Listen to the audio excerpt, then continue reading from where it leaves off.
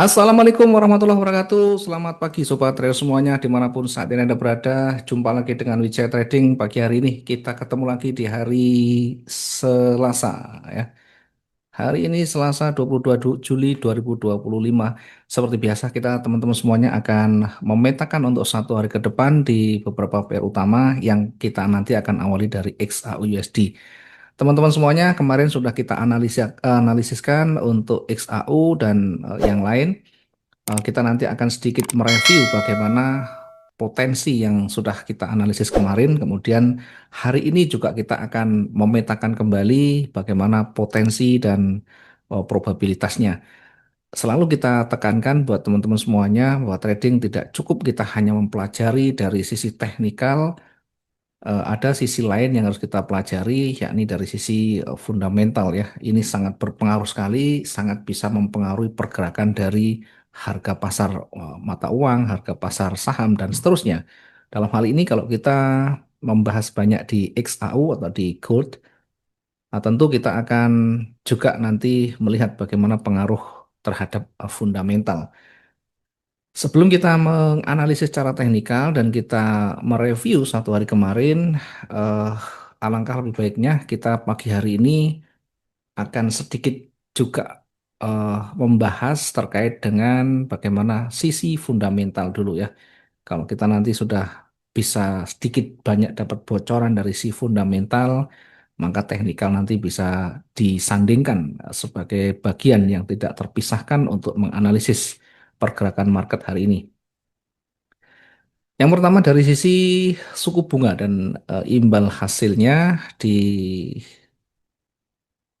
hari ini ya pada tanggal 22 Juli 2025.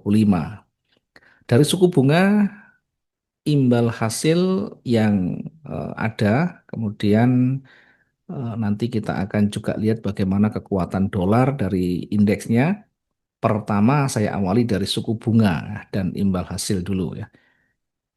Dari suku bunga, interest rate-nya tetap menjadi faktor yang sangat dominan ya. Ketika eh, real rate negatif atau turun, tentu emas menjadi lebih menarik dibanding dengan eh, aset aset yield-nya. Kemudian untuk yang dari imbal hasil dari obligasi Amerika Serikat yang 10 tahun bahkan terakhir di 2 tahun terakhir menunjukkan tren penurunan yang cukup signifikan. Tentu ini bisa mendukung pergerakan atau menguatkan dari harga emas itu sendiri. Mungkin teman-teman nanti lebih lanjut bisa membaca banyak berita di Reuters, di Bloomberg, kemudian CNBC dan seterusnya banyak sekali atau FX Street, Investor, Investing.com, kemudian The Economic Times. Ada banyak situs yang bisa teman-teman baca semuanya. Kemudian nanti sedikit banyak kita akan lihat bagaimana dari sisi ekonomi global, dari sisi geopolitik dan seterusnya. Yang kedua dari sisi kekuatan dolar Amerika Serikat, di mana dolar Amerika Serikat belakangan ini memang lebih condong, lebih melemah dibanding dengan XAU atau dibanding dengan pergerakan emas. Tentu emas sebagai bagian dari safe haven yang banyak diburu menjadikan nilai lindung yang lebih. Dolar melemah belakangan ini kita lihat dari indeks juga turun di 1 bulan dari tertingginya yang bisa menjadikan emas ini tentu akan terkerek lebih kuat nantinya. Kemudian dari pembelian oleh bank sentral ya, pembelian oleh bank sentral dan de-dolarisasi ya, pembelian oleh bank sentral ini biasa dilakukan oleh eh, institusi-institusi besar seperti Bank Sentral Tiongkok, India, Rusia, dan Turki yang belakangan ini terus menambah pembelian emasnya secara signifikan ya. Tentunya menjadikan harga emas nanti akan terus melesat ke atas ya atau terus bergerak naik. Sementara dari sisi yang lain, kalau kita lihat dari ketegangan geopolitik yang ada saat ini, baik perang, perang terbuka maupun perang dagang, Kemudian kita juga bisa menyaksikan ketegangan geopolitik yang ada saat ini ya, baik Israel Iran, kemudian di Eropa Timur ya, yang dalam hal ini Rusia dan Ukraina. Kemudian di Asia Selatan ada India dan Pakistan dan lain-lain ya. Tentunya bisa menjadikan eh, emas ini menjadi permintaan safe haven yang lebih tinggi. Kemudian baru-baru juga ada kebijakan Amerika Serikat terkait dengan tarif baru ya terhadap Meksiko dan Uni Eropa ya. Tentunya juga menjadi dorongan pasar untuk lebih bersemangat menjadikan emas menjadi pilihan untuk safe haven-nya atau nilai lindungnya. Dari sisi inflasi dan defisit fiskal, kalau kita lihat di data Amerika Serikat, ya, tingkat inflasi yang meningkat tentu bisa memperluas ekspektasi Federal Reserve atau Bank Sentral Amerika Serikat untuk selalu menjaga suku bunga menjadi lebih rendah. Defisit fiskal yang besar, utang negara yang besar juga tentu menjadikan kekhawatiran banyak ekonom ya, banyak pihak tentunya di mana kekhawatiran ini tentu bisa menjadikan Amerika Serikat atau eh, harga US dollar menjadi melemah sehingga lebih banyak cenderung membeli emas ya sebagai tadi aset lindung nilai. Kemudian kita lihat lagi mungkin kalau kita baca dari eh, router lagi ya, dari router kita bisa melihat data perkembangan tarif ya Amerika Serikat yang mungkin kita juga sudah dengar ya, baik terhadap Eropa, terhadap Meksiko, terhadap Rusia, China dan seterusnya, di mana perundingan yang ada nanti bisa menjadi satu katalis yang bisa mempercepat pergerakan yang signifikan. Ya, tentunya kita lihat eh, ada informasi apa lagi ya. Kita tahu selama ini Donald Trump kalau membuat satu aturan mengejutkan dan satu kebijakan yang dalam tanda petik ya para pengamat ekonom ini menyatakan keputusan itu atau kebijakan itu di luar dari teori ekonomi ya, sehingga betul-betul membuat ekonomi global ini menjadi terguncang. Dari sentimen geopolitis yang nanti tetap kita waspadai, ya ada Laut Cina Selatan, eskalasi konflik yang makin meluas ya, ada di sana kapal-kapal perang Amerika Serikat mulai mendekati eh, Timur Tengah. Tentu karena jalurnya eh, mendekati Laut Cina Selatan, ini tentu akan memperkeruh suasana, menjadikan eh, tentu emas ini menjadi berpengaruh untuk selalu dijadikan safe haven-nya. Pergerakan inilah nanti akan mendorong harga emas semakin melesat naik. Mungkin itu bagian kecil yang kita bisa sampaikan lebih detail, lebih lanjut. Silakan teman-teman baca di Router, di CNBC, investing.com, The Economic Times, dan sebagainya. Banyak sekali. Nah, kita hanya ambil sedikit saja yang mungkin nanti bisa menjadi pemicu kita atau setidaknya pandangan kita untuk lebih berhati-hati di dalam membuat satu keputusan untuk menempatkan posisi-posisi penting kita di satu instrumen. Baik, itu sekilas terkait dengan eh, isu global ya terkait dengan fundamental. Kita lanjutkan untuk masuk ke ranahnya teknikal. Kita lihat dulu untuk hari ini ya. Ini adalah untuk yang kemarin di Bitcoin ya. Bitcoin kemarin sebelum kita ke XAU kita lirik dulu Bitcoin kemarin Kita perkirakan bullish-nya di 118631 dan sempat langsung tersentuh dan naik lah sampai satu target, kemudian setelah itu turun. Nah, di sana kita berikan juga arahan jika tidak mampu menembus di angka 1831 maka bisa menempatkan posisi sell di 117 sekian ya. Nah, tentunya ketika sudah tersentuh mulai bergerak merah, nah itu bisa kita tarik lagi di mana area support resisten kita bisa menempatkan kembali untuk posisinya sesuai dengan konfirmasinya. Kemudian kita masuk ke XAU. Nah, satu hari kemarin ini yang kita analisakan untuk XAU kita perkirakan fix dia bergerak naik ya. Tentunya eh, pergerakan naik ini tidak serta-merta kita hanya melihat dari sisi teknikal. Kemarin sudah kita singgung sebentar terkait dengan fundamentalnya, di mana fundamental dari segala sisi masih mendukung eh, pergerakan bullish dari emas ya. Hari ini kita juga nanti akan melihat ya. Kemarin sudah kita dapatkan bahkan target ini sampai maksimum ya. Target 2 ini sudah tercapai dengan baik dan di pertengahan atau di dini hari sudah mulai eh, mulai melemah atau mulai mendatar. Setidaknya kita dapat peluang maksimumnya, tidak ada koreksi yang signifikan dari pergerakan bearishnya.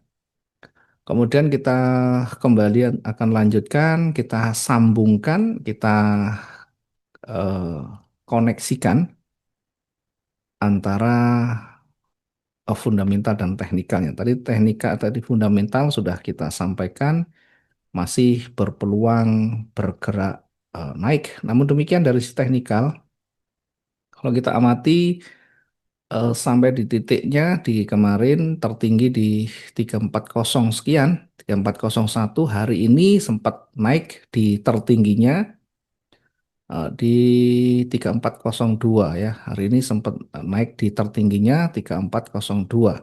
Kemudian mulai ditolak, mulai merah. Nah, perlu diwaspadai ada koreksi kecil ya. Koreksi kecil hari ini meskipun trennya naik, kita masih akan melalui satu proses koreksi namanya ya. Sehingga kalau kita perkirakan koreksinya akan kira-kira seperti ini ya. Ini akan koreksi hingga dikira-kira di sini, kemudian nanti akan kembali bergerak naik. Kemudian pergerakan naik juga nanti kita akan uji lagi apakah mampu nanti menembus area resisten atau koreksi lagi. Nah, kita uji di sini nanti ya. Dikira-kira harga kalau kita perkirakan dikira-kira 3393 ya. Mampu tidak nanti ditutup lebih tinggi. Kalau kita lihat nanti di sini tidak mampu, kemudian dia mulai ditolak kembali, maka bisa dia kembali bergerak turun sampai pada supportnya di sini ya. Sampai pada supportnya di sini. Di harga berapa? Dikira-kira 3344. Nah, simulasi atau skenario pertama ini jika dia nanti bergerak turun, kemudian naik sampai di area retrace-nya. Nah, kalau seandainya ini tidak sampai, artinya ini adalah harga terendahnya, low-nya, maka ini bisa kembali bergerak naik.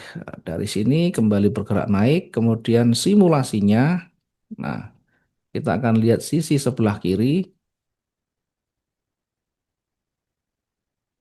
Oke, simulasinya ketika dia naik akan sedikit nanti koreksi kecil, kemudian setelah itu akan balik naik ya. Bisa mencapai harga tertingginya yakni di kisaran di sini ya, 33, 34, 3449. Nah, ini cukup tinggi untuk pergerakan atau potensinya. Ini sampai di 3449. Nah, kita coba perbesar. Sekali lagi kita perlu waspada adalah koreksi. Koreksi itu berarti melawan setelah tren naik. Ini kalau kita tarik ya seperti yang ada ini seperti ini ya. Oke, jadi simulasinya seperti ini. Nah, nanti kita uji naiknya di warna kuning di sini sebagai area uji bullish pertama. Nah, sehingga kalau dia tidak mampu, kita bisa menempatkan posisi untuk bullishnya atau buy-nya di 3395. Sementara untuk pergerakan koreksi kita bisa menempatkan di bawah dari low hari ini di kisaran 3382 nanti sampai di support yang kita tandai ini kita masih cukup untuk taking profit sehingga kita masih berpeluang untuk bisa exit lebih awal dengan menempatkan target di supportnya. Nah, kalau kita tandai di sini, saya menempatkan di sini selnya di 3382, kemudian targetnya di supportnya di sini. Atau mungkin kita bisa ambil yang banyak disentuh. Nah, yang banyak disentuh kira-kira di sini ya. Kalau terlalu dalam, terlalu turun nanti eh, bisa mantul kembali. Ya, kita tempatkan dulu untuk target yang pertama di 3369. Kemudian target yang kedua kita tempatkan di 3355 ya. 3355. Oke, untuk area jenuh hari ini kita ambil yang terdekat saja, yang berpotensi. Nah, kira-kira di support yang di sini. Nah, ini ada banyak sentuhan, banyak sentuhan. Kemudian kita cari yang banyak disentuh di sini. Sehingga untuk jenuh jual hari ini secara manual ya, kita menempatkan di kisaran 3341 area jenuh jualnya. Oke, jenuh di 3341. Kemudian untuk area di atas ya tadi sudah kita singgung untuk posisi buy-nya kita tempatkan di 33 di 3395. Nah, untuk targetnya kita tempatkan di mendekati resisten di situ ya. Kita ambil di 1300. Oke. Untuk target yang terdekat kita tempatkan 3410. 3410. Kemudian target berikutnya kita akan tempatkan di kita cek dulu sisi sebelah kiri biar nanti tidak terlalu jauh.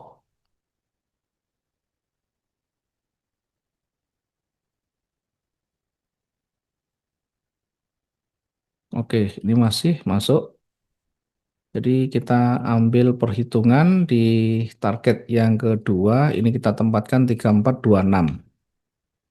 3426 poin sekian. Kemudian untuk area jenuh masih seperti yang kita garis di 3449. Area jenuh kita tempatkan di 3449. Nah, ini ya.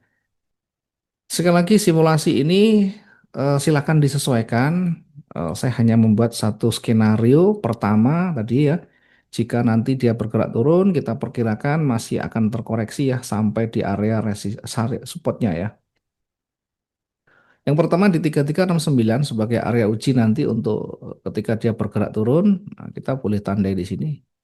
Tandai warna kuning untuk area uji bearish pertama sekaligus menjadi target. Kemudian yang kedua di sini. Baru yang ketiga nanti kita uji di area jenuhnya. Demikian juga untuk yang di atas bergerak naik target satu ini sekaligus menjadi area uji bullish. Ini yang kedua. Ini untuk yang kedua sebagai area ujinya. Kemudian untuk yang ketiganya adalah area jenuh belinya. Mungkin ini yang bisa kita simulasikan. Selebihnya silakan disesuaikan dengan style, silakan disesuaikan dengan sistem trading masing-masing. Jangan lupa buat rencana yang matang, atur lot yang sesuai dengan ketahanan, kemudian jangan overload, overtrade, termasuk jaga risk manajemennya. Terima kasih, mudah-mudahan kita ketemu nanti di waktu yang sama. Untuk selebihnya, kita nanti akan berikan sesudah ini. Terima kasih. Jumpa lagi di esok hari. Selamat beraktivitas kembali. Mudah-mudahan hari ini bisa profit maksimum, bisa menjaga konsisten dari eh, profit kita. Selamat pagi. Assalamualaikum warahmatullahi wabarakatuh. Salam profit dua arah.